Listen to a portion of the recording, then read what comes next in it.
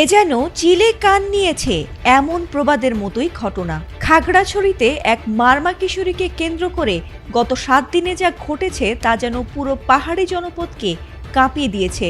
নিখোঁজ হওয়ার মাত্র কয়েক ঘন্টা পর ওই কিশোরীকে অচেতন অবস্থায় উদ্ধার করা হলে পরিবারের পক্ষ থেকে ধর্ষণের অভিযোগ ওঠে আর মামলা করা হয়।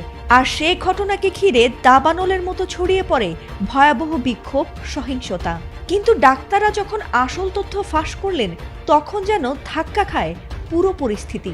কি হয়েছিল আসলে সেদিন, আর কেনই বা স্পর্শকাতর এই বিষয়টিকে ঘিরে উত্তাল করা হলো পাহাড়ি এলাকা? জানা গেছে ঘটনাটি গত 23 সেপ্টেম্বরের।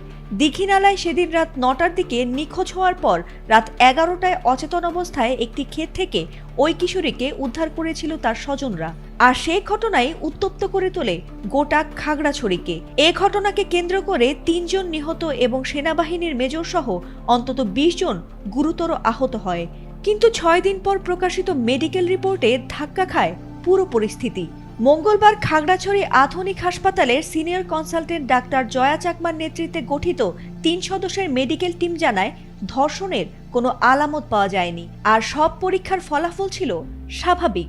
এরপরই প্রশ্ন উঠতে শুরু করে, তাহলে কেন এত সহিংসতা আর কারাই বা এরকম দাবানলের আগুন জ্বালালো? সম্প্রতি ওই কিশোরী ও তার পরিবার এক গণমাধ্যমে প্রথমবারের মতো মুখ খোলে।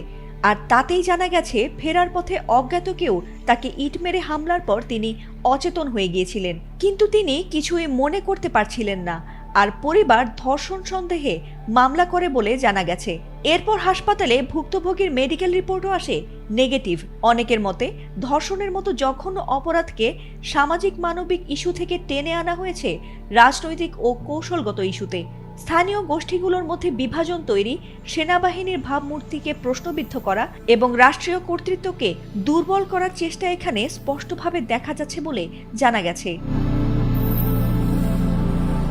স্থানীয়দের অভিযোগ, সামাজিক যোগাযোগ মাধ্যমে এই ধর্ষণ ঘটনা ছড়িয়ে দিতে নির্দিষ্ট নেটওয়ার্ক সক্রিয় ছিল, যাদের উদ্দেশ্য ছিল সাধারণ মানুষের আবেগকে উস্কে দেয়া এবং পুরো পাহাড়ি জনপদকে উত্তেজনার আগুনে ঠেলে দেওয়া। এর ফলে সবচেয়ে বেশি ক্ষতিগ্রস্ত হচ্ছে সাধারণ পাহাড়ি মানুষ, যারা নিরাপত্তাহীনতার মধ্যে দিন কাটাচ্ছে।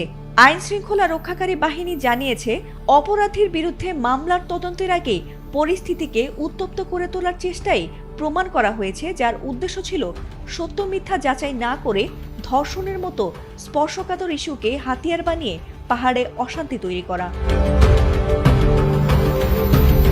যদিও এখন পুরো খাগড়াছড়ি ধীরে ধীরে স্বাভাবিক হচ্ছে, অবরোধ প্রত্যাহারের পর যান চলাচল স্বাভাবিক হয়েছে, দোকানপাট খুলেছে, মানুষের মুখে ফিরে এসেছে স্বস্তির নিঃশ্বাস।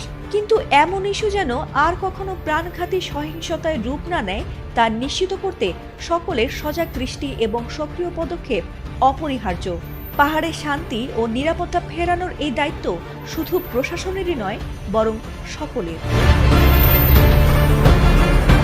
ফাতিমা সুলতানা, এটিএন বাংলা।